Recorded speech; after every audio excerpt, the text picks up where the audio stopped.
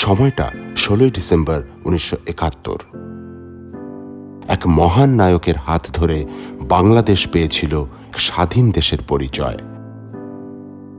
স্বাধীনতার অর্ধশতকেও থেমে নেই বাংলাদেশের উন্নয়নের অগ্রযাত্রা।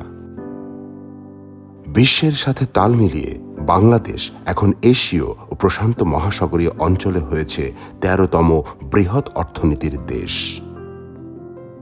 বাংলাদেশ লাভ করেছে একটি স্থায়ী সমুদ্র সীমা। অসহায় রোহিঙ্গাদের বাংলাদেশে আশ্রয় দিয়ে মাদার অফ হিউম্যানিটি খেতাবে ভূষিত হলেন প্রধানমন্ত্রী শেখ হাসিনা। যে কোনো সময় জরুরি ভিত্তিতে সেবা পেতে আধুনিক বিশ্বের মতো বাংলাদেশেও চালু হয়েছে ইমার্জেন্সি সার্ভিস 999 কল সেবা। পদ্মা সেতু, মেট্রো রেল, কর্ণফুলী টানেলের মতো মেগা প্রকল্পগুলো বাংলাদেশের পক্ষে হয়েছে এক অনন্য অর্জন।